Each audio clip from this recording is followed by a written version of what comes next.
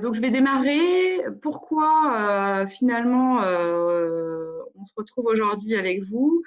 Euh, Tout simplement parce que jeudi dernier, après avoir écouté le président Macron, comme vous tous, j'ai lancé un appel solidaire à mes confrères nantais sur LinkedIn pour unir nos compétences juridiques qui sont complémentaires et transverses dans une démarche solidaire, désintéressée et qui dépasse en fait le cadre de nos structures respectives, parce que nous-mêmes, nous sommes des entrepreneurs, que nous sommes tous impactés aujourd'hui et que nous aussi, nous nous posons pas mal de questions. Et aussi parce que, à nous tous, avec ce collectif, on a la possibilité de vous aider, de vous accompagner et d'essayer de vulgariser, le cas échéant, les nombreux dispositifs exceptionnels mis en place en urgence et aussi d'essayer de trouver des solutions juridiques. C'est dans ce contexte du coup que mes confrères que vous voyez, donc il y a Charles Choisy, Olivier Motte, Yann Castel, Jérôme Boissonnet et moi-même, donc ont répondu présents dès vendredi dernier. Et du coup, on a constitué ce collectif d'avocats solidaires vendredi dernier. Parce que plus que jamais, nous devons être solidaires aujourd'hui dans cette épreuve inédite. Donc, notre objectif aujourd'hui n'est pas de réagir en live à vos questions, mais bien d'essayer de vous apporter quelques clés et éclairages. Cela étant, vous allez peut-être potentiellement nous poser des questions dans les commentaires. Et dans la mesure où le webinaire est enregistré, voilà, on essaiera d'y apporter des éléments de réponse dans le cadre d'un autre éventuel webinaire à venir. Donc, l'objectif aujourd'hui, c'est essayer de vous aider, vous, en tant qu'entrepreneur et dirigeant, à décrypter, à trouver des réponses opérationnelles qui soient concrètes aux questions posées en l'état de la situation actuelle et qui évolue très, très vite, de jour en jour, pour ne pas dire parfois d'heure en heure. L'idée, c'est aussi que dans cette situation, il faut certes agir, mais avec agilité, mais surtout aussi avec discernement et prise de hauteur. Il faut autant que possible tenter de ne pas agir sous le coup de l'émotion. Et puis surtout, un message, je pense que vous l'avez tous vu, mais aujourd'hui, il y a quand même une nécessité impérieuse pour nous tous de maintenir un minimum d'activité économique, à minima et en mode dégradé, certes, parce que tout est lié et finalement, si la chaîne s'arrête, le risque après, c'est un effet en cascade, un effet boule de neige. Et d'ailleurs, il y a quelques heures, je suppose que vous l'avez vu, mais Macron vient de passer un nouveau message en exhortant à poursuivre l'activité économique dans le respect des règles de sécurité sanitaire qui ont été édictées dans l'urgence. Voici comment va se dérouler le webinaire. Donc, il y aura deux grands thèmes, enfin deux grands axes d'environ 25 minutes chacun. Une première partie qui va être faite par Olivier Motte et Charles Choisy d'environ 25 minutes sur les aspects droit social et RH. Une deuxième partie donc sur les aspects relations de l'entreprise avec ses clients, ses fournisseurs et les autres parties prenantes. Voilà, donc écoutez, j'espère que vous nous entendez tous, que la connexion sera bonne et va tenir parce qu'on a constaté quelques faiblesses. Et puis, merci pour votre bienveillance et votre indulgence pour cette première pour nous tous. Voilà, donc je passe la parole à nos confrères Olivier Motte et Charles Choisy.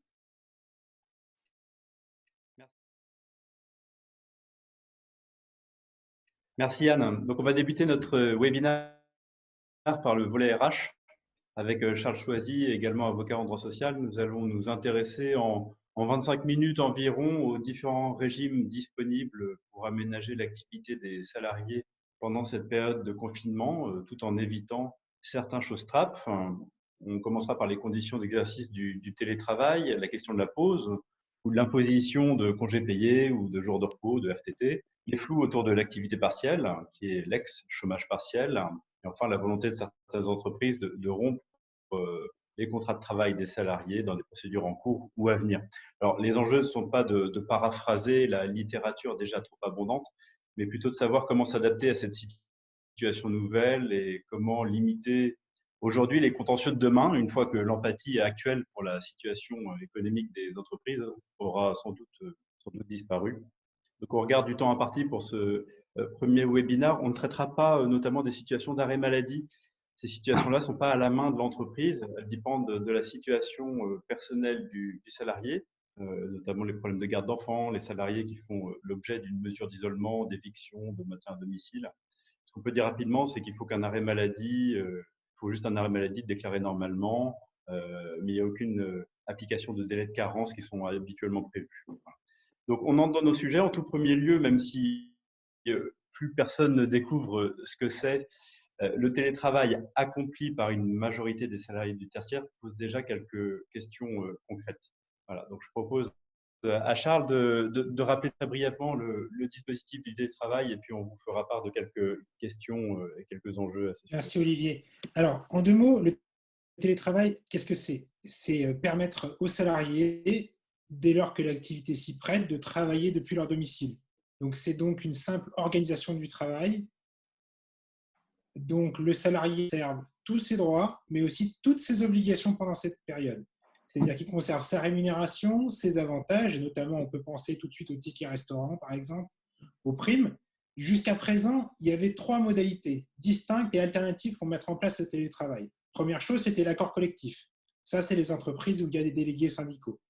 Si on n'a pas d'accord collectif, parce qu'on ne peut pas ou parce qu'on n'y arrive pas, on pouvait mettre le télétravail par une charte unilatérale de l'employeur avec avis du CSE dans les entreprises de plus de 50 salariés.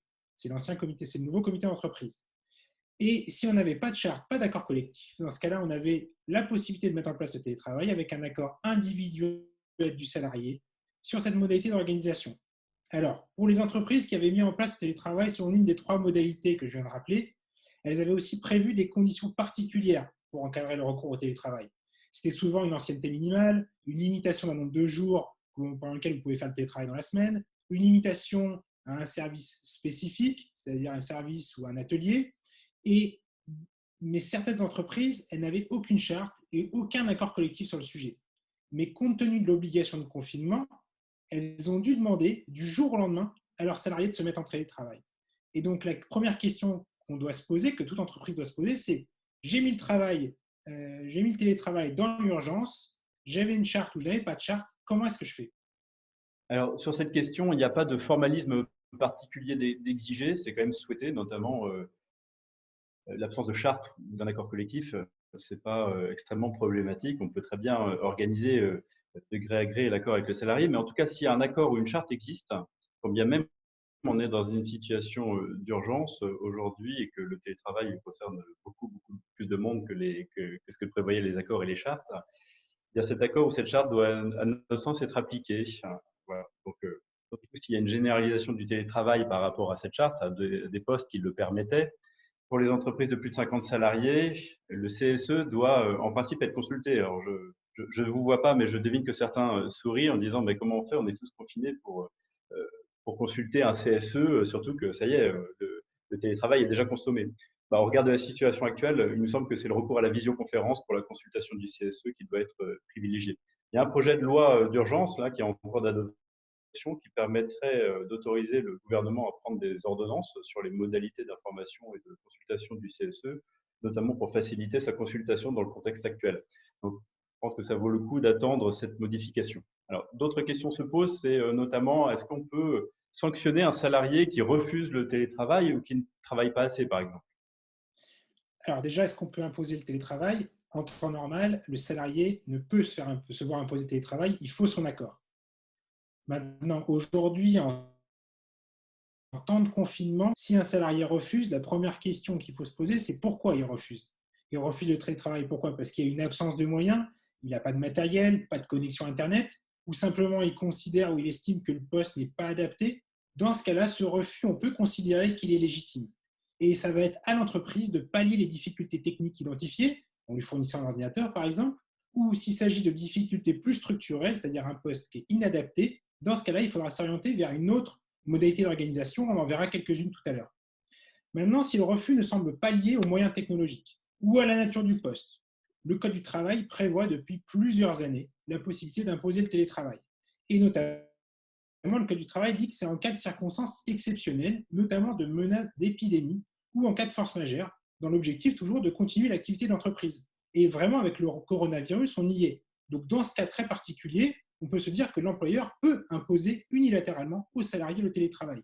Et donc, de facto, si le salarié le refuse, on peut considérer que c'est une faute de la part du salarié.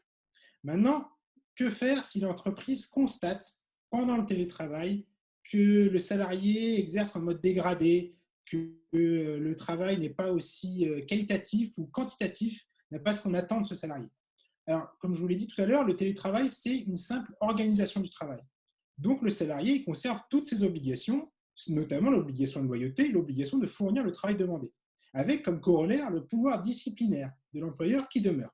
Donc, en théorie, un employeur peut toujours sanctionner un salarié qui ne travaille pas correctement ou qui ne produit pas ce qui est demandé, comme ce serait en temps normal si jamais il n'était pas en télétravail. Maintenant, ça c'est la théorie.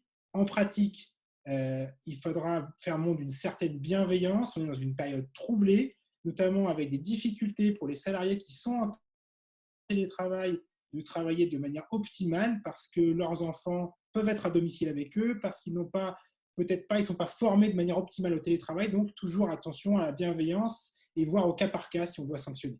Mais en tout cas, ce qui est certain, c'est qu'il y a une question qui va se poser, c'est comment est-ce que je m'assure, moi, en tant qu'entreprise, du bon respect des horaires de mes salariés et surtout de ne pas m'exposer demain à des rappels d'heures supplémentaires. Alors ça, c'est une question qui se pose vraiment en ce moment, passé la période un peu de sidération et d'organisation matérielle. Initialement, en tout cas avant l'épisode épidémique, le télétravail reposait sur un climat de confiance, c'est-à-dire que les managers misaient davantage sur la réalisation d'objectifs, de missions, plutôt que sur le contrôle du temps de présence des collaborateurs. Et ça, c'était un principe qui prévalait quand le télétravail était choisi, organisé, adapté en tout cas aux collaborateurs pour qui le travail à distance était adapté. Là, cette situation n'a pas du tout été choisie, elle a été imposée. Alors, cependant, il y a quelques principes qui demeurent applicables. S'il y a des horaires collectifs applicables dans l'entreprise, ils doivent toujours être respectés, même pendant le télétravail. Et pour les salariés qui travaillaient selon un décompte horaire et qui suivaient un horaire individualisé, l'employeur doit toujours, ainsi qu'il l'était dans le cadre du travail habituel, continuer à suivre le temps de travail quotidien et hebdomadaire. Alors, ça requiert de disposer d'un outil en ligne ou bien de recourir au bon vieux papier dans lequel le salarié certifie à la fin de la semaine qu'il a effectué le temps de travail prévu à son contrat et qu'il respecte les repos quotidiens hebdomadaires. Je devine beaucoup aussi qui sourient en disant mais non, mais ça, c'est pas la réalité. Bon, ce n'est pas toujours possible et ce n'est pas toujours très opportun d'un point de vue managérial, notamment vis-à-vis de la préservation de ce lien de confiance. Donc, à tout le moins, dans les circonstances actuelles, je pense qu'il serait de bon ton d'adresser un email rappelant succinctement les règles de respect des horaires collectifs, l'impossibilité d'accomplir des heures supplémentaires sans l'accord express et préalable de la hiérarchie, ainsi que le respect des heures de repos quotidiens et hebdomadaires. Alors, je pense que faites vraiment attention aux salariés qui se connectent avant que leurs enfants se réveillent ou qui se connectent après qu'ils se couchent.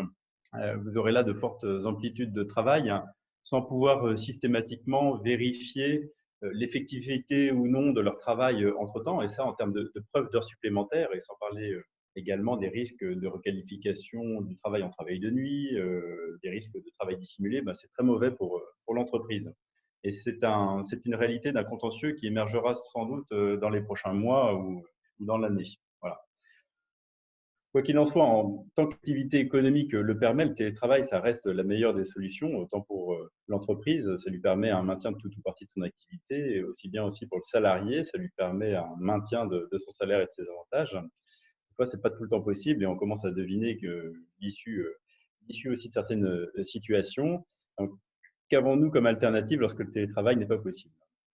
Alors, nous avons la question des congés payés, des jours de repos, des RTT qui nous sont souvent posés.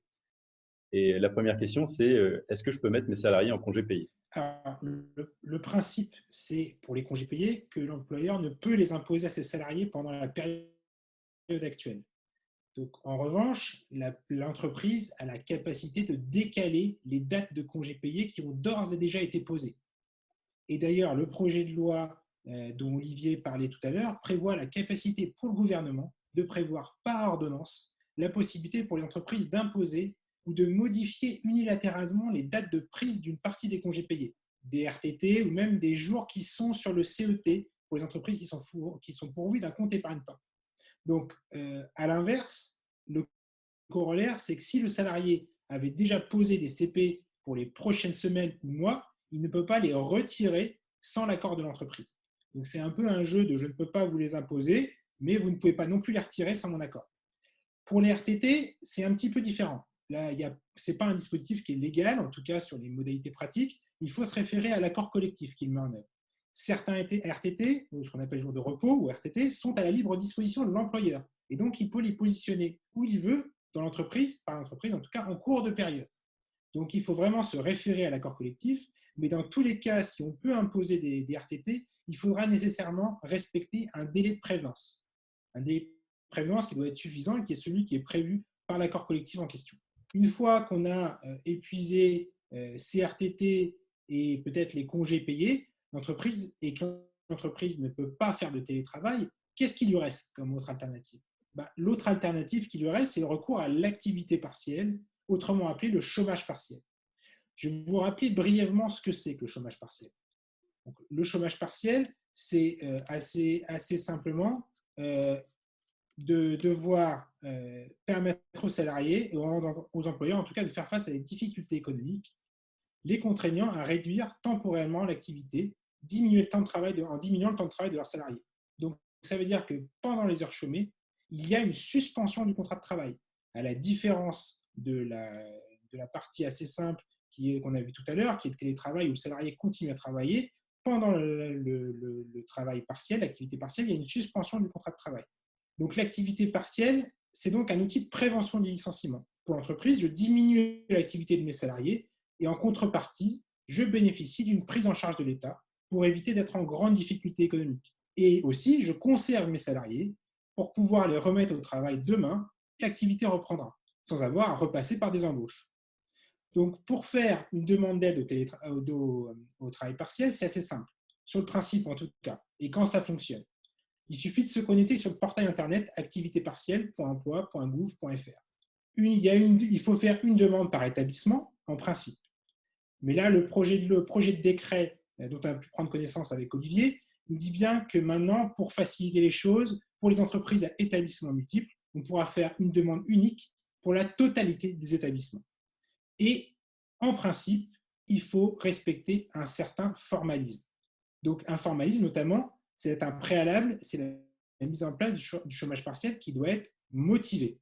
Et pour les entreprises qui ont un CSE dans les entreprises de plus de 50 salariés, il faudra l'accompagner de l'avis du CSE. Et là, à nouveau, le décret prévoit une facilité, c'est qu'il nous dit que la consultation du CSE, qui normalement est préalable, elle pourra être communiquée a posteriori dans un délai de 2 mois à compter de la demande. Donc à nouveau, ça c'est des dispositions du décret qui sont un projet, mais qu'on va pouvoir mettre en place en pratique dans les prochaines semaines. Donc quel est le périmètre de l'activité partielle? Est-ce que c'est tout ou rien? Est-ce que je peux viser certains salariés? Qu'est-ce que je peux faire? Alors, dans l'activité partielle, on entend parler de fermeture d'établissement, de toute ou partie de l'établissement.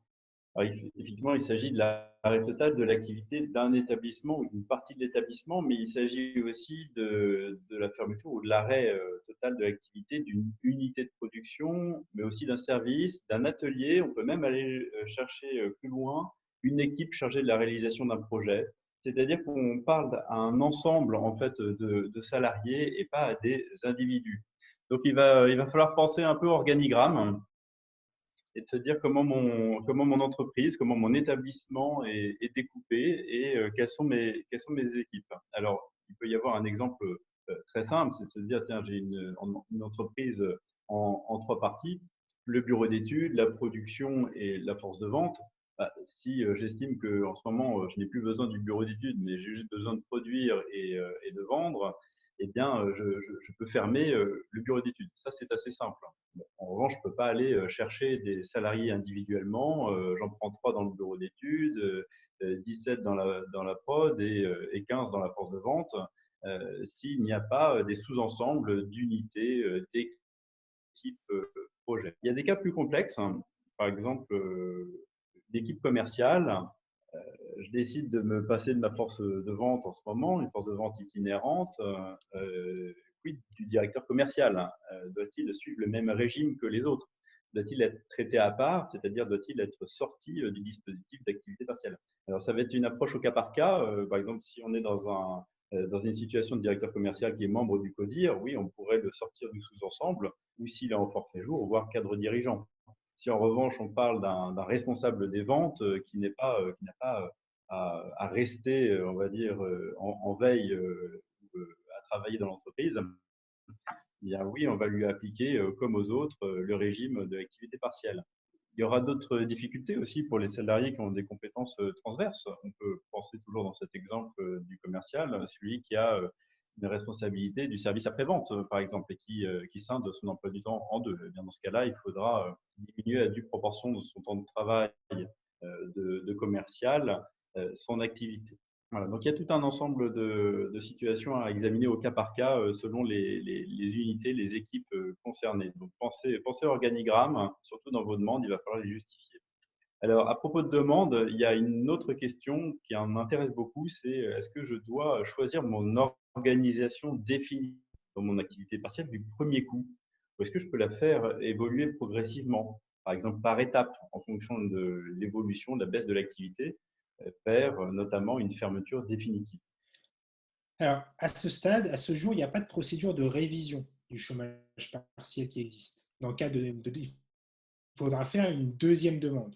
Et notre deuxième demande, notamment, c'est si on a prévu un périmètre trop restreint ou au contraire, si on a prévu une durée trop courte et qu'on souhaite l'étendre. Et il y aura des conditions plus strictes qui seront prévues si on fait une nouvelle demande. Donc, notre conseil à ce stade, il est multiple. D'abord, c'est de bien calibrer sa demande en l'état actuel de votre appréciation sur l'activité de l'entreprise. C'est-à-dire lister le nombre de salariés visés, les mesures privilégiées. Est-ce que je souhaite un arrêt complet ou, comme disait Olivier tout à l'heure, une simple diminution de la durée du travail? Et penser à un certain nombre de questions. La première question, c'est quels sont les postes qui sont essentiels pour mon activité? Et ceux-là, il ne faut pas les mettre en activité partielle. Quel est l'état de mes situations, mes différentes situations contractuelles, fournisseurs, clients? On le verra tout à l'heure avec nos confrères du droit commercial. Quel est le niveau des commandes? Quels sont les besoins des clients? Est-ce qu'on se dirige vers une absence totale d'activité ou simplement vers une réduction? Est-ce qu'il y a certains services, à l'inverse, où on aura une augmentation de l'activité? Je pense notamment aux activités de maintenance, avec peut-être des besoins surabondants de nos clients. Et surtout, quel est mon niveau de stock? Est-ce que je vais devoir me réapprovisionner ou est-ce qu'au contraire, je vais pouvoir tenir pendant plusieurs semaines avec le stock que j'ai? Et donc, les personnes qui sont en charge de l'approvisionnement, peut-être qu'eux vont pouvoir être en activité partielle. Et surtout, l'autre, c'est sur la durée, c'est de choisir une durée relativement large, parce qu'il est toujours plus facile d'arrêter l'activité partielle que de la renouveler. D'ailleurs, à ce titre, habituellement, l'activité partielle, c'est 6 mois. Maintenant, le projet de décret prévoit une durée maximum de 12 mois d'autorisation d'activité partielle. Donc, on a quand même une certaine latitude qui est possible. Une fois qu'on a choisi cette activité partielle et qu'on va faire notre demande, la question qu'on va se poser, c'est quelles sont les conséquences pour nos salariés en termes de rémunération et d'avantages qui leur sont Alors là, octroyés. on va parler un peu sous maintenant, et je sens les gestionnaires de paye qui frétillent. Alors, contrairement à ce qui a été annoncé par le gouvernement, et là, l'information a bien été relayée maintenant, il n'y a pas, il n'y a pas un maintien à 100% de la rémunération, en tout cas pas pour tout le monde. Pour chaque heure chômée, l'employeur est tenu de verser une indemnité au salarié qui correspond à 70% de son salaire brut, sauf en cas de formation pendant la période d'activité partielle. Et dans ce cas-là, on maintient à 100% le salaire. Alors, on applique la CSG-CRDS sur cette indemnité. Au final, comme on applique uniquement la CSG-CRDS, mais pas les autres charges et cotisations sociales, ça revient en pratique à un salaire de 84% environ, un salaire net de 84%. Alors, il n'y a rien qui change. Il y a un projet de décret en cours. Il n'y a rien qui change dans le projet de décret. À ce stade, il n'y a aucune prise en charge à 100% du salaire net. Un point de vigilance particulier, puisque dans la littérature, avec les mis-sachants et les faux experts, comme disait notre président, on oublie de regarder les conventions collectives. Or, dans les conventions collectives, il y a des dispositions qui sont plus avantageuses que la loi. Notamment, on pense à la convention collective Syntec. Donc, vérifiez en premier lieu ces conventions collectives. Alors, s'agissant des modalités de calcul, on ne paye pas les heures supplémentaires qu'on appelle structurelles, forfaitaires, c'est-à-dire les heures qui habituellement sont accomplies au-delà de la 35e heure par semaine. En pratique, ça veut dire quoi? Ça veut dire qu'un salarié qui effectue de nombreuses heures supplémentaires par mois va voir sa rémunération très largement impactée. Alors, quelle est l'assiette de rémunération dont on parle, puisque c'est un débat aussi? C'est la rémunération qui sert de base au calcul, de l'indemnité de congé payé. C'est le même référentiel. Voilà. Alors, pendant toute la période de chômage partiel, contractuellement, la situation salariale, le contrat de travail est suspendu. Ça veut dire quoi? Ça veut dire qu'on maintient les avantages en nature, par exemple la voiture, le véhicule de fonction, et les autres avantages, rémunération en lien avec la contrepartie directe du travail sont en principe suspendus. Par exemple, les tickets restaurants pour les jours où le salarié ne travaille pas. Alors, on parle de salarié, mais en fait, de qui parle-t-on exactement comme salarié concerné par l'activité partielle? C'est un point important. On parle de tous les salariés de l'entreprise, ce qui exclut malheureusement, en tout cas à date, les mandataires sociaux. Donc, en ce incluant CDI temps plein, temps partiel, les apprentis, les contrats de professionnalisation, les salariés en CDD, à l'exception cependant des CDD pour surcroît temporaire d'activité. Alors, la question, c'est qu'est-ce qu'on va faire de ces CDD pour surcroît d'activité? On se posait la question d'un cas de rupture du contrat de travail qui s'appelle la force majeure, à ne pas confondre avec la force majeure dont nos autres confrères reparleront plus tard, mais en droit du travail, il semble qu'en l'état de la jurisprudence, la force majeure ne soit pas applicable à la situation des CDD pour justifier leur rupture. Alors, quid de nos stagiaires? Alors, à l'inverse, les stagiaires, même rémunérés, ne bénéficient pas du dispositif d'activité partielle. Par conséquent, si l'entreprise décide de ne pas les faire travailler, il conviendra qu'elle lise avec attention les conventions de stage, qui sont rédigées évidemment toutes différemment, pour voir dans quelle mesure une procédure de suspension, voire de rupture du contrat de la convention de stage est prévue, notamment en fonction aussi de la durée du stage et de la durée du confinement. Voilà. Donc, faites attention à la rédaction de la convention de stage. Autres salariés particuliers, ce sont nos salariés en forfait jour ou en forfait en heures sur l'année. Alors, à ce jour, ils ne peuvent pas bénéficier du chômage partiel en cas de réduction de l'horaire de l'établissement. Ils ne peuvent en bénéficier que lorsqu'il y a une fermeture, une inactivité totale de l'établissement, et ce, à compter de la première demi-journée. Voilà. Donc, de l'établissement ou de leur service, de leur équipe projet ou de leur unité de production. Alors, ces salariés ne bénéficient pas du tout du chômage partiel en cas de réduction. Le projet de décret, en revanche, envisage de régir cette activité partielle, de la rendre applicable à ces salariés en forfait jour en cas de réduction de la durée du travail. Salarié en arrêt maladie aussi. Si le salarié est en arrêt maladie avant la période d'activité partielle, c'est le régime de l'arrêt de travail pour maladie qui s'applique. Le salarié ne peut pas être placé en activité partielle, quand bien même ses collègues le sont. Et si un salarié est placé en arrêt maladie au cours de la période de chômage technique, il perçoit uniquement les IJSS. On ne peut pas cumuler les IJSS et les indemnités d'activité partielle. Alors, quid du chômage partiel sur les droits à congés payés? À date, les périodes de chômage partiel sont prises en compte en totalité pour le calcul de l'acquisition des droits à congés payés. En d'autres termes, les salariés conservent leurs droits à congés payés. Et les jours fériés pendant lesquels les salariés travaillent habituellement sont rémunérés au taux du chômage partiel. Et s'agissant de la retraite et de la retraite complémentaire, les salariés continuent à cotiser à l'assurance vieillesse, c'est-à-dire que les heures chômées et indemnisées sont comptabilisées dans le calcul des droits à la retraite, bien même il n'y a pas de cotisation et de charge sociale. Voilà, donc on ne peut pas aller plus avant dans les détails, malheureusement compte tenu du format. Il y a quand même des conséquences financières pour l'entreprise qu'on vient d'aborder. C'est Charles qui va nous en parler. Alors, on a vu les droits des salariés. Maintenant, pour l'entreprise, qu'est-ce qu'elle y gagne à ce chômage partiel? En fait, c'est plutôt qu'est-ce qu'elle ne perd pas. En contrepartie du maintien de salaire, l'entreprise perçoit en fin de mois une allocation forfaitaire qui est aujourd'hui, à date, 7,74 € par heure chômée pour les entreprises de moins de 250 salariés et 7,23 pour les entreprises de plus de 250 salariés. Ça signifie donc qu'en pratique, pour un salarié qui a une rémunération brute au-dessus du SMIC, il y a presque toujours un reste à charge pour l'entreprise. Maintenant, le projet de décret, qu'est-ce qu'il prévoit? Il prévoit que cette allocation, elle est proportionnelle aux revenus des salariés qui seraient placés en activité partielle. elle serait toujours fixée à 70% de la rémunération brute du salarié concerné, mais dans la limite de 70% de 4,5 SMIC, c'est-à-dire 6 845,49 euros.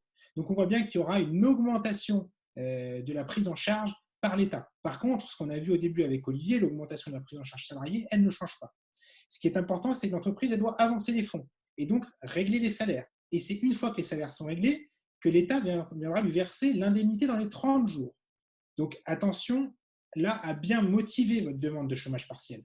Parce que la pire des situations, c'est quoi? Ce serait qu'une entreprise, elle mette ses salariés en chômage partiel, elle fasse la demande, elle règle l'avance, et ensuite, comme il va y avoir un délai de latence avant d'avoir l'accord, que le chômage partiel soit refusé a posteriori par la directe, qui est l'organe en fait qui est chargé d'instruire la demande de chômage partiel.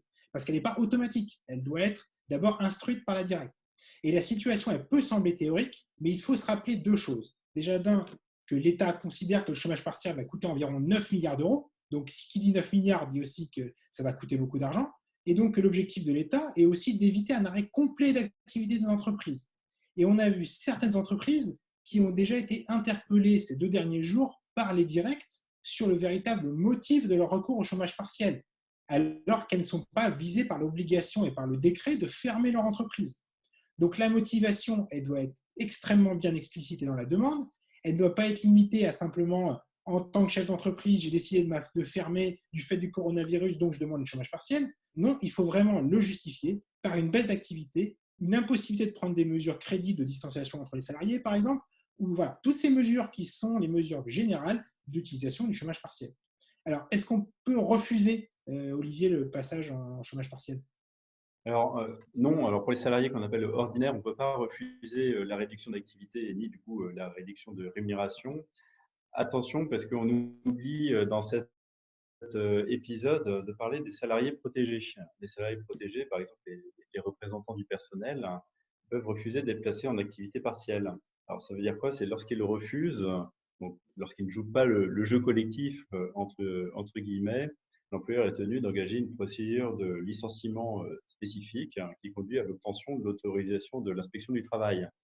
Donc, à défaut de conduire une telle procédure et d'obtenir cette autorisation, l'employeur est tenu de maintenir le niveau de rémunération du représentant du personnel, du salarié protégé.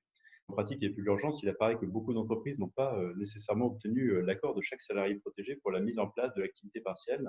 Moi, on regarde les effectifs, il faut faire très attention. Alors, on a parlé de rupture. C'est un sujet, quid des ruptures des contrats de travail pendant cette période particulière? Alors, il y a beaucoup d'entreprises qui se sont interrogées sur leur capacité à rompre les contrats de travail de leurs salariés, soit pour faire des économies, soit au contraire parce qu'il y avait des procédures qui étaient déjà enclenchées au moment du confinement. Donc, tout d'abord, si on s'intéresse aux ruptures de période d'essai, à nouveau, il faut rappeler qu'il ne faut aucun motif pour rompre une période d'essai. C'est-à-dire que le salarié, si on n'a pas à mettre de motif dans le courrier, en tout cas, le salarié peut contester a posteriori la rupture dès lors qu'elle est abusive. Or, la rupture de la période d'essai, elle est limitée normalement à l'appréciation des capacités du salarié à tenir son poste. C'est-à-dire que ce n'est pas en lien avec les difficultés économiques et ce n'est pas en lien avec une baisse de commande. Donc, dans tous les cas, ce qu'on peut dire aujourd'hui, c'est que si l'entreprise doit rompre une période d'essai, il faut toujours s'en tenir au principe qui est je ne motive pas ma rupture de période d'essai. Sur les procédures en cours, aujourd'hui, à date du confinement, à ce jour, rien n'empêche juridiquement de les mener à leur terme. Et d'ailleurs, c'est souvent, il va falloir le faire parce que les motifs, si le motif est disciplinaire, le repousser, c'est prendre un risque en termes de prescription. Et si le confinement empêche cet entretien préalable, il y a 2 grandes manières de pallier ce problème. La première, c'est la visioconférence, à condition d'avoir l'accord du salarié. Et le deuxième, c'est un envoi de grief par email ou par courrier avant l'entretien préalable, et donc de permettre aux salariés d'y répondre. Alors, on a tous vu l'annonce sans doute du gouvernement disant qu'il y aurait une interdiction complète des licenciements pendant toute la période de confinement. À ce jour, le projet de loi est très peu loquace. Et donc, il se contente simplement de dire que le gouvernement pourra mettre en place par ordonnance des mesures pour limiter les ruptures de contrat de travail. Il n'y a pas de précision, donc là, c'est vraiment un point à suivre. Voilà, donc il y a beaucoup d'autres points qui restent à aborder et on ne pourra pas malheureusement les aborder ici, notamment le décalage annoncé du versement de l'intéressement ou la hausse d'activité et les mécanismes dérogatoires à la durée légale du travail pour toutes les entreprises qui ont beaucoup plus de travail. On pense notamment à celles dans la distribution.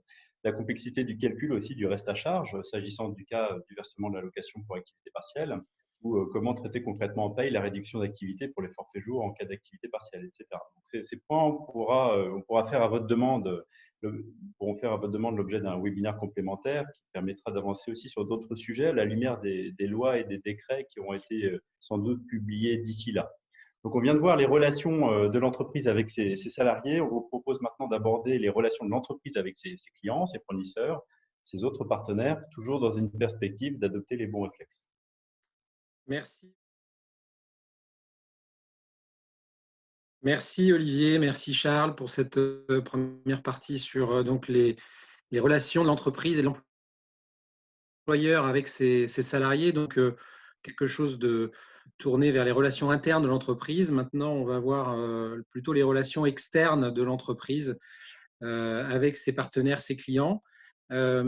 Alors, c'est une intervention donc, en 3 temps avec Anne Do et Jérôme Boissonnet. Moi, je m'attarderai à rappeler plutôt des réflexes de bon sens que vous devez avoir dans vos relations avec vos partenaires pour maintenir vos contrats ou pour les aménager. Et puis Anne, elle vous parlera d'un contrat un petit peu particulier qui est le bail commercial et que faire de son loyer commercial quand les loyers continuent de courir. Et enfin, Jérôme, lui, il vous parlera des moyens de conserver sa trésorerie en ces temps un peu troubles où on va avoir une activité un peu dégradée, peut-être peu de facturation, des clients qui ne nous sollicitent plus ou peu. Et donc, il y a des moyens que Jérôme vous exposera sur ces points-là.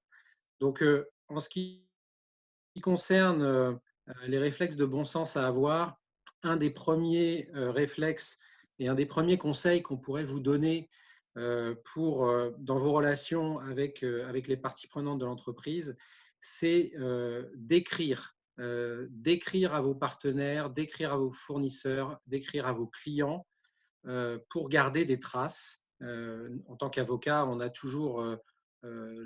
anticipe toujours d'éventuels contentieux et donc on conseille toujours à nos clients d'écrire. Quand tout va bien, on n'y pense pas forcément. Un coup de fil suffit, une discussion rapide suffit pour fixer les choses. Là, en ces temps un peu troubles et d'incertitude, il faut bien sûr continuer à garder du lien oral avec vos partenaires, mais il faut confirmer par des écrits. Écrire donc pour matérialiser vos demandes. Parfois, c'est des conditions d'ailleurs contractuelles qui sont imposées lorsque vous devez faire des demandes dans le cadre d'un contrat. L'écrit est indispensable. Donc, continuez à écrire pour matérialiser vos demandes et aussi donc pour vous ménager les preuves. C'est-à-dire que dans cette période, vos partenaires, vos fournisseurs, vos clients seront sans doute assez bienveillants avec vous. Ils accepteront beaucoup de choses pour donner de la souplesse puisqu'on est dans une période où la solidarité va beaucoup compter. Cette solidarité et cette bienveillance, peut-être qu'en sortie de crise, lorsqu'on fera les comptes, elle sera moins de mise. Et c'est là que vous pourrez ressortir les accords que vous aurez pu obtenir avec vos co-contractants pour démontrer ce qui a été dit à l'oral. Donc, continuez à écrire. Et n'oubliez pas que alors écrire, ce n'est pas toujours facile. On ne sait pas forcément de quelle manière le faire. On n'a pas forcément les bons mots. Nous, on est là pour vous aider. Alors, quand je dis nous, c'est vos conseils. Donc, n'hésitez pas à les solliciter, à appeler vos conseils externes, quels qu'ils soient, pour qu'ils vous aident non seulement à regarder dans vos contrats, mais également à écrire pour vous les dispositifs, les courriers, les emails qui sont nécessaires pour matérialiser donc ces demandes. Le deuxième conseil qu'on peut vous donner, c'est justement d'aller voir vos contrats. Alors, les contrats que vous signez en début de relation commerciale avec un client, avec un partenaire, généralement, vous signez le contrat, puis vous le rangez dans une chemise, vous ne le regardez plus. Quand tout va bien, on ne regarde jamais un contrat, c'est très rare. aujourd'hui où la situation est un petit peu différente et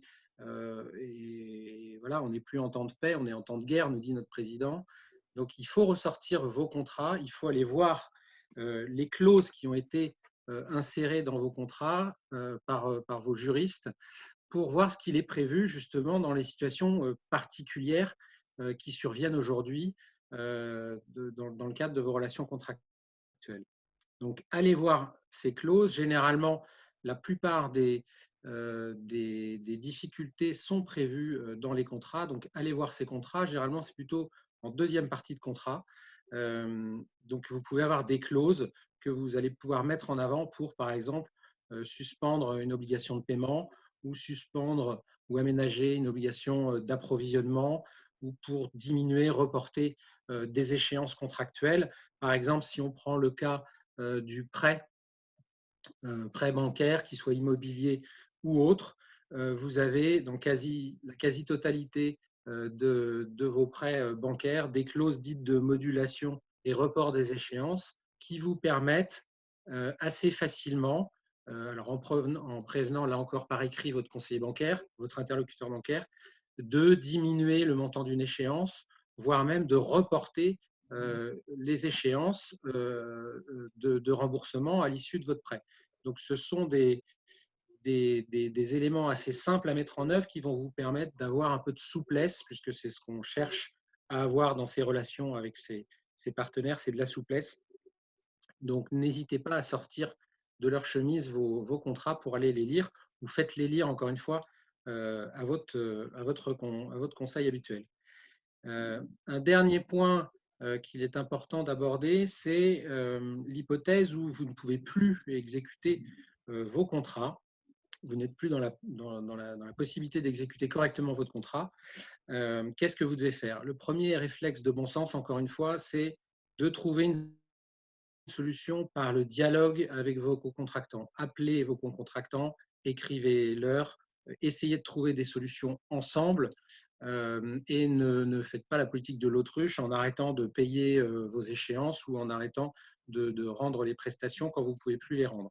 Le dialogue reste une bonne manière de résoudre la plupart des conflits, conflits ou difficultés.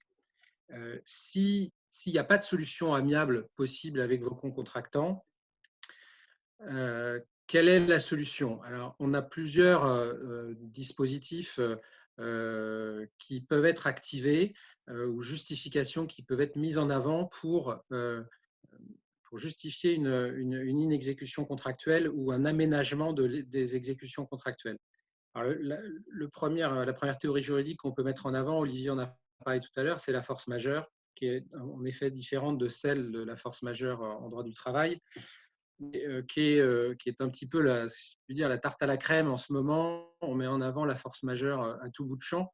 Pour éventuellement justifier une inexécution contractuelle, il faut être assez prudent avec cette notion de force majeure, puisque ce n'est pas si simple à mettre en œuvre. Alors, a priori, pour l'exécution des marchés publics, la force majeure sera reconnue. C'est le ministre de l'économie et des finances qui l'avait annoncé. Maintenant, pour les contrats de droit privé, et c'est peut-être plutôt ce qui vous occupe aujourd'hui, c'est moins sûr. Pourquoi? Parce que pour pouvoir invoquer la force majeure, il faut réunir deux conditions cumulatives qui sont très compliquées à réunir, qui sont l'irrésistibilité et l'imprévisibilité. On ne va pas rentrer dans les détails techniques et juridiques de ces deux notions, mais l'irrésistibilité, il faut le voir comme un véritable empêchement de faire face à ces obligations. Si vous avez la possibilité d'avoir recours à des solutions de remplacement, à du télétravail, à des circuits de distribution un peu différents, vous n'êtes pas dans un cas d'empêchement et donc on n'est pas dans un cas de force majeure. Donc, cette théorie ne peut pas être mise en avant. L'imprévisibilité, c'est un peu plus facile à démontrer, notamment pour les contrats signés avant l'apparition du coronavirus. Pour ceux qui ont été conclus après, eh ben, on ne pourra pas dire que c'était imprévisible puisque tout le monde était parfaitement au courant des difficultés. Donc, il faut être prudent à ce niveau-là. En revanche, il y a peut-être un autre élément que vous pouvez mettre en avant, c'est l'imprévision. L'imprévision donc, qui permet, en effet, en cas de changement de circonstances, donc circonstances imprévisibles lors de la conclusion du contrat et qui rendent l'exécution du contrat excessivement pour une partie, eh bien, ça permet d'entamer des démarches de renégociation avec son co-contractant. Alors, ça rejoint les démarches de renégociation amiable, hein, mais si votre co-contractant est réticent à aménager ses relations contractuelles avec vous, vous pourriez mettre en avant cette théorie de l'imprévision qui pourrait vous permettre d'obtenir un aménagement contractuel et donc la souplesse dont vous avez besoin pour continuer à exercer et à faire votre travail. Voilà ce qu'on peut dire. En dernier lieu, il faut aussi regarder dans vos contrats les clauses de résolution de litige pour voir quelle route il faut prendre si un différend survient. Ça pourra vous servir en sortie de crise pour mettre en place les éléments de résolution de litige qui conviennent. N'oubliez pas que vous pouvez faire appel en cas de litige à la médiation, que ce soit au médiateur des entreprises qui est rattaché donc au ministère de l'économie et des finances ou à un médiateur indépendant. Ils sont là aussi pour mettre un peu d'huile dans les rouages et vous aider à résoudre des difficultés. Et donc, si on doit résumer, continuez à écrire, relisez vos contrats, communiquez avec vos partenaires et puis appelez, sollicitez vos conseils qui sont évidemment là pour vous aider dans ces temps un peu troublés. Et donc, je laisse la parole maintenant à Anne qui va rentrer un peu plus dans le détail d'un contrat un peu particulier qui est le bail commercial, le loyer commercial qui constitue la deuxième charge. Merci Yann.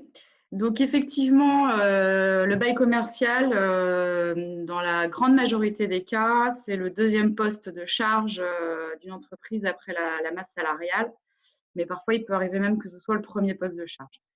Donc, comme ça a été évoqué à différents moments du webinaire, il faut effectivement avoir les bons réflexes et surtout, toujours revenir à la source. La source, c'est quoi?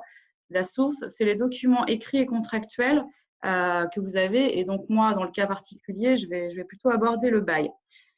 Une petite recommandation aussi d'ordre un peu plus général, c'est qu'il faut vraiment être prudent sur les mots et les termes employés, car les mots ont vraiment un sens et des implications bien précises, et en juridique, sans doute encore plus. Et donc, il faut vraiment faire attention aux abus de langage, tout simplement parce qu'il va y avoir des débats interprétatifs à venir d'ici quelques mois, lorsqu'on sortira de la crise, et que donc, il faut vraiment être vigilant. Et qu'un mot a un sens et que chacun le comprend d'une manière ou d'une autre. Donc, il faut vraiment tracer, conserver les écrits, comme vous a dit Yann. Et ça aura d'autant plus d'importance que la chronologie aura elle-même inévitablement une importance demain dans la phase de reprise et de rebond et dans les éventuels contentieux commerciaux qui potentiellement pourraient naître. Donc, plusieurs choses par rapport au bail. Aujourd'hui, donc on a eu un arrêté effectivement du 14 mars qui a été complété le 15 mars, qu'on peut intituler comme étant l'arrêté précisant la liste des ERP. Donc les ERP, c'est les établissements recevant du public qui sont fermés afin de limiter la propagation du virus. Et donc, il y a une liste qui est précisée, toute une catégorie d'établissements, les salles d'audition, de conférences, de réunions, les magasins de vente et centres commerciaux, les restaurants, les débits de boissons, etc. Je ne vais pas faire toute la liste, mais en tout cas, tous les établissements qui ont été jugés comme non indispensables dans le maintien de la vie actuelle et les tenant compte des mesures de sécurité sanitaire. Donc déjà, cet arrêté va donner un éclairage par rapport à cette catégorie d'activités et de baux qui peuvent y être attachés. Ensuite, Macron a annoncé lundi soir que les factures d'eau, de gaz, d'électricité ainsi que les loyers devront être suspendues. Alors, c'est là où vous allez voir que les mots ont un sens, parce qu'effectivement, lui, il évoque une suspension, mais des précisions ont été apportées et sont visibles sur le site qui est très bien fait du ministère de l'Économie et des Finances en soutien aux entreprises. Il a été précisé que le report des paiements des loyers, de factures d'eau, de gaz et d'électricité, c'est pour les plus petites entreprises en difficulté. Aujourd'hui, il y a ça. On a ça comme écrit. On n'a pas de texte. Vous aurez noté que le report des paiements, la suspension, ça peut vouloir dire la même chose, mais ça peut vouloir dire pas tout à fait la même chose non plus. Donc, il y a encore pas mal de zones de flou sur le sujet. On n'a pas de texte aujourd'hui officiel. On sait qu'il y a des discussions qui sont menées entre l'État et les bailleurs, les grands bailleurs, les bailleurs institutionnels, notamment pour les personnes qui auraient des baux dans le cadre de centres commerciaux. Mais il y a un certain nombre de questions qui restent posées. Donc aujourd'hui, en l'état, on doit pouvoir dégager quand même quelques grandes lignes ou quelques grandes réflexions qui vont dans la prolongation aussi de ce que vous a expliqué Yann. Dans certains cas, la force majeure devrait pouvoir jouer, notamment si on reprend la liste de l'arrêté. Là, de facto, a priori, il n'y a pas de difficulté où il y aura peu de débats juridiques ou judiciaires. Et dans d'autres cas, il faudra se retourner plutôt sur l'imprévision qui sera un levier plus facile à mettre en œuvre pour entamer des négociations. Donc, par rapport à vos baux, l'enjeu, ça va être quoi? Ça va être d'obtenir le report de vos loyers, la suspension de leur mise en recouvrement, et pourquoi pas peut-être même, avec toutes les réserves aujourd'hui en l'état de la situation, d'essayer de tenter d'obtenir une annulation le temps donné de la fermeture des locaux dans le cadre du confinement et sous certaines conditions. En tout cas, ce qu'il faut, c'est que vous soyez toujours, faut que vous essayiez toujours de discuter et de négocier, quelle que soit votre posture d'ailleurs, parce que c'est vrai que si a priori on peut imaginer que les intérêts du bailleur et du preneur peuvent paraître à première vue divergents, in fine, sur une vision long terme, finalement, leurs intérêts vont se rejoindre dans une nécessité d'un équilibre qui soit gagnant-gagnant et dans la nécessité de s'inscrire dans une relation pérenne. Et ce qu'il faut, donc, c'est pour prendre votre bail, le relire, et il y a certaines clauses plus particulièrement qui appellent votre vigilance. Alors, déjà, regardez effectivement quelles sont les parties, la nature juridique de ces parties, la désignation des locaux.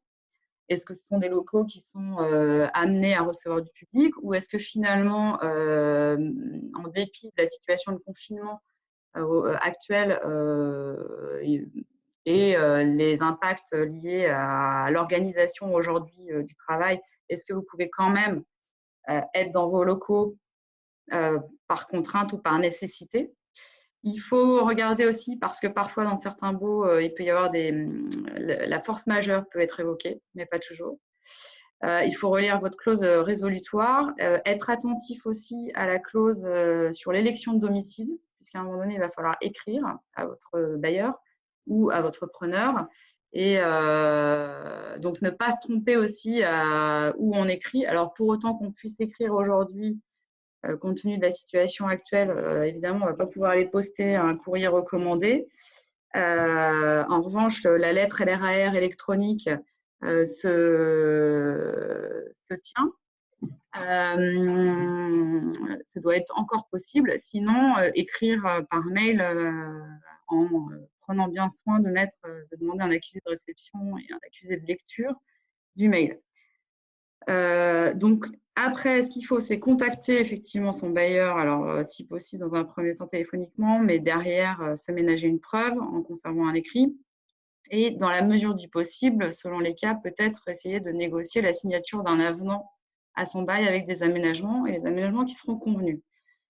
Sur les configurations possibles, en fait, on peut avoir, on va dire, deux grands cas. On peut avoir le cas où l'entrepreneur est à la fois entrepreneur pour la partie exploitation de son activité commerciale et également a une casquette bailleur. Donc, c'est le cas où voilà, on va avoir une société d'exploitation pour l'activité commerciale pure et à côté, souvent une SCI qui va porter l'immobilier lié à l'exploitation de l'activité et laquelle la donne en location à la société d'exploitation. Donc là, a priori, pas de difficulté se posant puisque, en gros, les entrepreneurs ne vont pas se faire harakiri. Déjà d'une part, donc forcément la SCI qui est partie prenante aussi par rapport à l'activité, par rapport à l'activité de l'exploitation. Je cherche mes mots.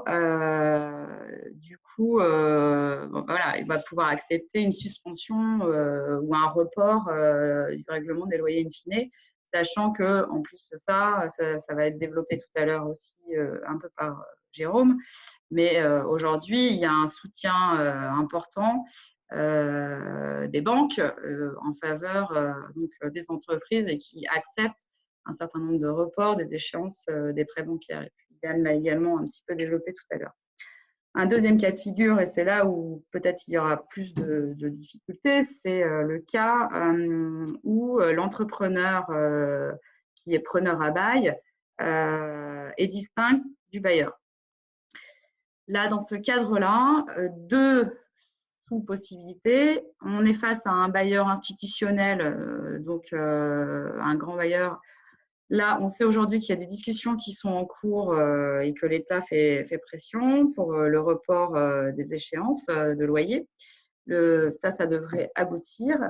Là où c'est plus complexe, c'est lorsque le bailleur est un bailleur indépendant donc, et n'a pas la même assise qu'un gros bailleur institutionnel. Donc, ce qu'il faut, c'est négocier, enfin tenter une négo, rentrer en discussion avec son bailleur pour solliciter donc le report du paiement des loyers qui a priori donc devrait se situer dans la période de confinement. Alors, difficulté, c'est qu'aujourd'hui, on ne sait pas combien de temps va réellement durer ce confinement. Mais bon, pour autant, les discussions doivent être lancées.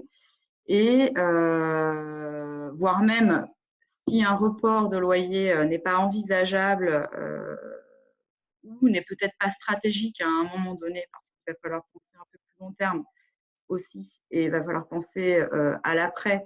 Et le fait de différer l'ensemble des charges fait qu'à un moment donné, il ne va pas falloir que l'entreprise se retrouve dans un espèce de goulet d'étranglement au moment du redémarrage à devoir assumer tout ce qui aura été reporté. Il va bien falloir étaler tout ça quand même in fine.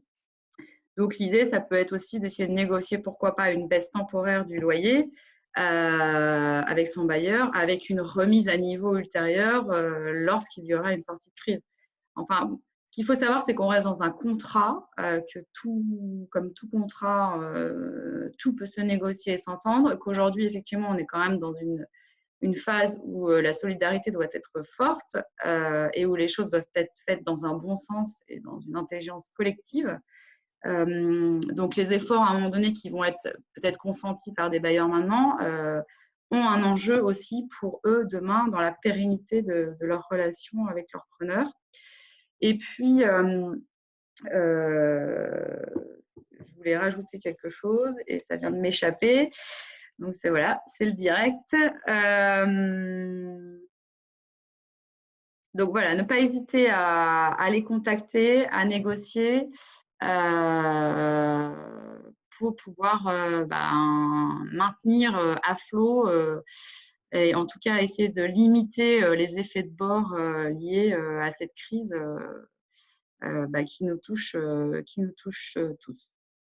Voilà, du coup, je vais passer la parole à Jérôme qui va maintenant aborder d'autres moyens très importants aussi pour essayer d'assurer la conservation de la trésorerie pour la suite des événements.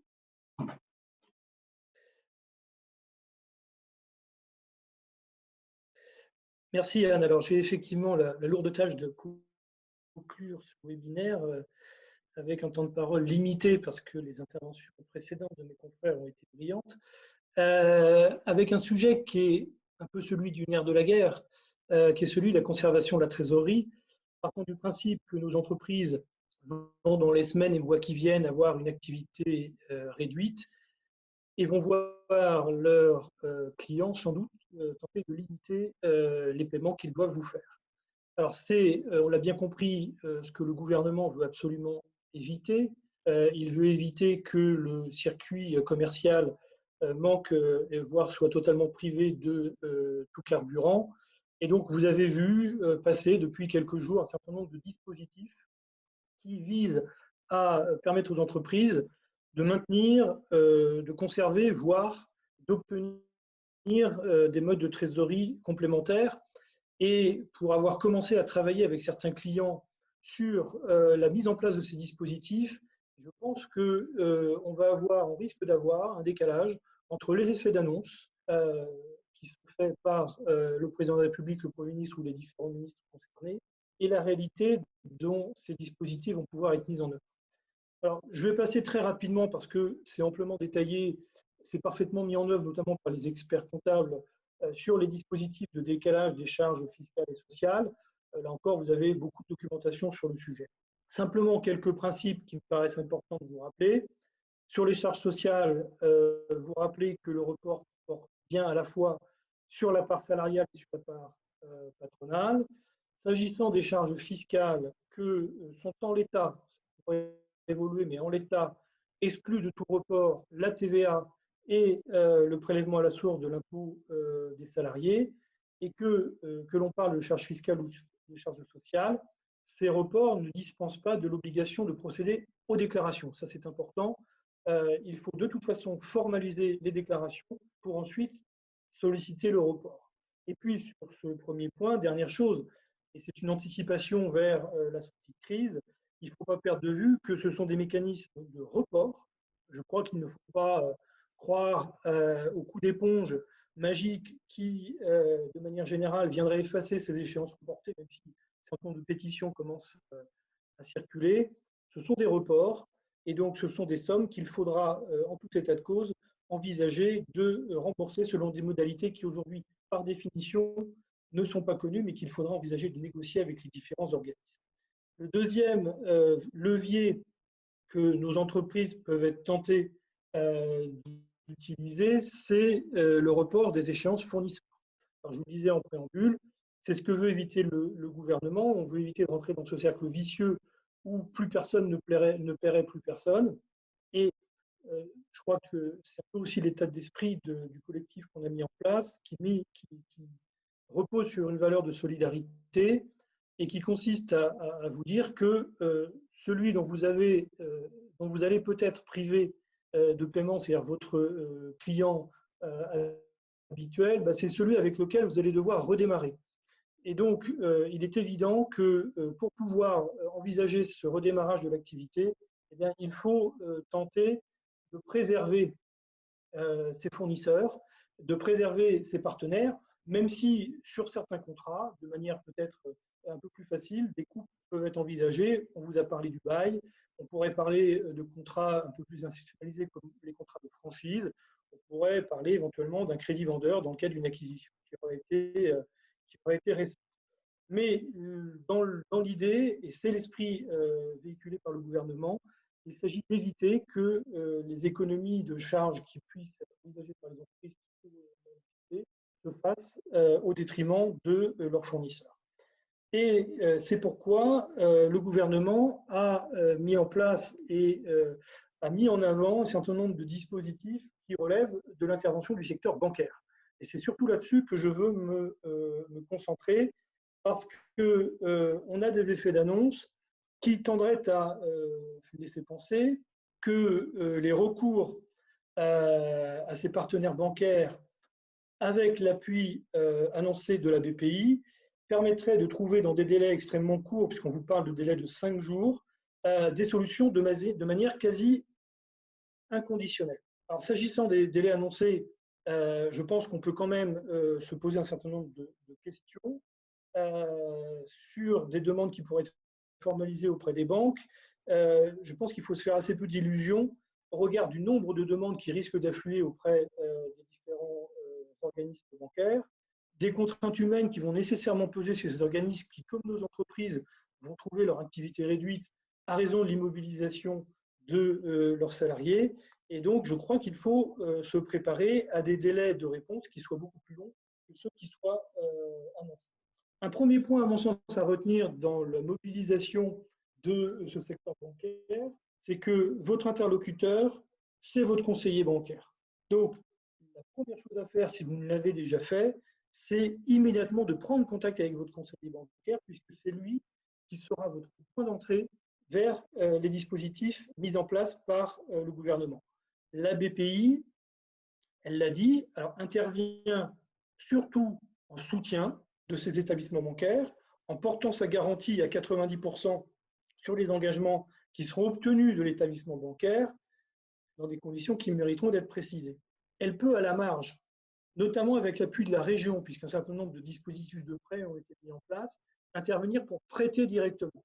Mais je crois que la philosophie générale consiste d'abord à avoir recours à votre établissement bancaire. Alors, qu'est-ce qu'on peut demander aujourd'hui à sa banque pour tenter de préserver sa trésorerie? Et je vais essayer d'aller de la mesure qui me semble être la plus simple aux mesures qui me semblent être peut-être un peu plus compliquées à mettre en œuvre. La première qui me semble être la plus simple, on l'a déjà un peu évoqué sur certains contrats, notamment de contrat de travail, c'est le report des échéances d'emprunt. Alors, c'est une démarche relativement simple. D'une part, parce qu'elle peut s'appuyer sur le contrat de prêt. Yann vous l'a dit tout à l'heure, vous avez des clauses dans vos contrats de prêt qui permettent la modularité de vos échéances et donc de reporter certaines échéances. Maintenant, c'est une demande qui peut être aussi formée de manière précise à votre banquier. Et généralement, ce report se fera en capital, c'est-à-dire que vous paierez les intérêts et les échéances seront reportées en fin d'amortissement du prêt. Ce sont des dispositifs qui ne devraient pas poser de difficultés. La deuxième demande qui peut être faite, c'est la conservation, voire une augmentation ponctuelle du découvert bancaire. Là-dessus, la BPI a annoncé qu'elle venait en garantie de ces dispositifs d'amélioration du découvert bancaire à travers une garantie à hauteur de 90%. Je veux juste attirer votre attention sur un point, c'est que dans la plupart des cas, le dirigeant est caution du découvert bancaire et que donc utiliser ce découvert bancaire parce qu'on n'aura pas d'autre choix que d'aller puiser dans cette ressource pour faire face à ses besoins de trésorerie pourra, à terme, à sortie de crise, et si l'entreprise rencontre des difficultés à rembourser ce découvert exceptionnellement maintenu ou allongé, pourra avoir des incidences sur d'éventuels engagements de caution. Il est important d'être attentif lorsqu'on mobilise cet outil de découvert bancaire. Troisième élément, la mobilisation du poste client. Là aussi, la BPI a annoncé un dispositif particulier permettant la mobilisation de l'ensemble des factures accompagné d'un crédit de trésorerie qui représente 30% des volumes mobilisés. Alors, la difficulté, à mon sens, de ce dispositif-là, c'est que pour pouvoir mobiliser, encore faut-il facturer.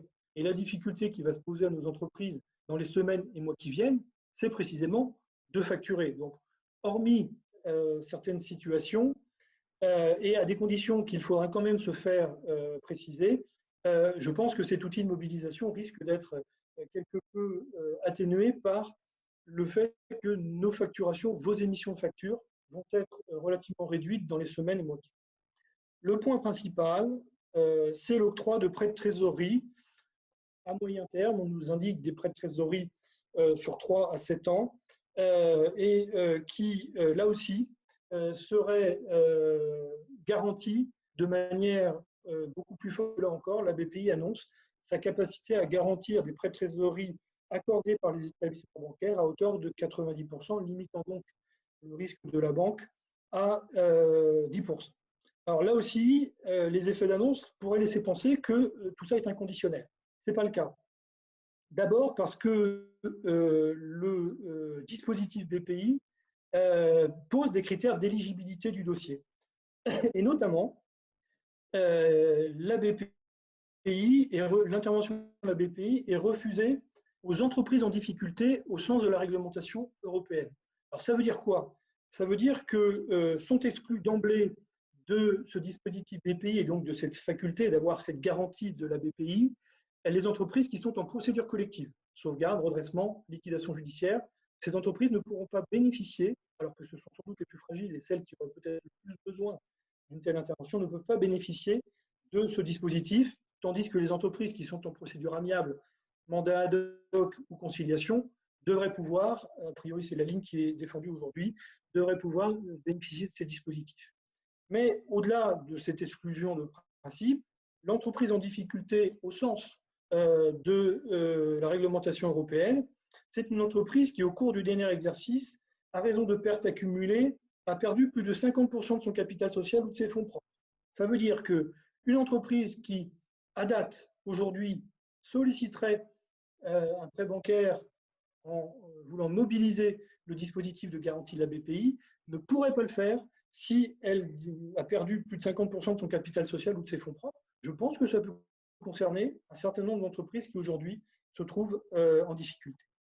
Et puis surtout, l'octroi de ces prêts de trésorerie, très clairement, et on voit les banques aujourd'hui examiner les dossiers avec de l'attention, doit être lié à des difficultés intimement liées au caractère conjoncturel et donc à cette crise du Covid-19.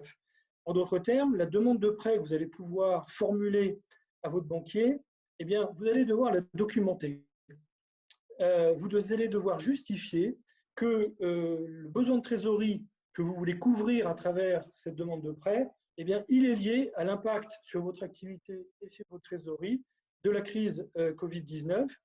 Ça signifie, à mon sens, pour que vos dossiers soient examinés et qu'ils le soient dans des conditions immédiates sans aller-retour de demande de documentation complémentaire. Et c'est nous ce qu'on conseille aujourd'hui à nos clients, c'est de fournir à l'appui de la demande de prêt auprès de votre conseiller bancaire une situation au plus proche du début de la crise.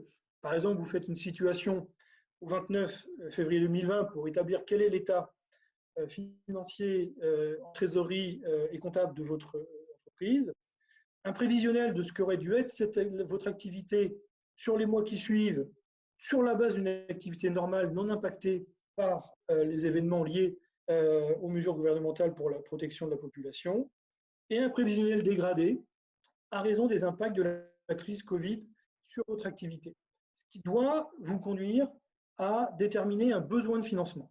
Et c'est à mon avis la détermination de ce besoin de financement qui va justifier et qui va permettre à vos banques de se positionner sur l'octroi d'un prêt, parce que je ne crois pas qu'aujourd'hui, pardonnez-moi l'expression, ce soit open bar, qu'on puisse demander inconditionnellement 100 000 € de prêt sans justifier que ça correspond à un véritable besoin de trésorerie. Et je vous indique également, et ça me permet de rebondir sur les premières mesures que je vous indiquais, qu'il est évident que pour examiner et vous accorder ce prêt, votre banquier regardera si, en amont et avant de solliciter ce prêt de trésorerie, vous avez mis en œuvre les leviers d'économie de charge qu'on vient d'évoquer et qui peuvent vous permettre d'assurer la préservation de votre trésorerie. Donc, moi, c'était le sens du message que je voulais faire passer dans le cadre de ce webinaire, c'est de dire attention aux effets d'annonce, les dispositifs existent, ils vont être mis en œuvre, il y a une véritable volonté politique de les mettre en œuvre, mais pour que le dossier puisse avoir les meilleures chances de passer le plus rapidement possible, je pense qu'il faut avoir ces réflexes de documentation, de justification pour vous permettre de débloquer ce crédit de trésorerie. Dernier mot, on est en train de parler de report d'échéance, on est en train de parler de souscription de crédit de trésorerie. Il faut avoir en tête que même si aujourd'hui ces mesures sont indispensables et que vous allez en avoir besoin pour passer ces périodes de crise et de baisse, sinon d'inactivité, eh bien, ce sont des charges qui vont se reporter à la reprise de l'activité et qu'il ne faudra pas perdre de vue votre capacité à la sortie de la crise d'organiser le remboursement de tous ces reports ou souscriptions d'emprunts nouveaux. Voilà ce que je voulais vous indiquer. Je laisse la parole à Anne pour la conclusion. Merci. Merci Jérôme. Alors déjà merci à vous tous, déjà Yann, Charles, Olivier et Jérôme. Et puis merci à vous tous qui avez été présents et qui avez aussi envoyé quelques questions et mots sympathiques. Donc on espère qu'on vous aura apporté donc des éclairages, des éléments de réponse et déjà des bons premiers réflexes. et surtout que cela vous sera aidant et utile. On a constaté quelques questions qui ont été posées effectivement pendant le webinaire.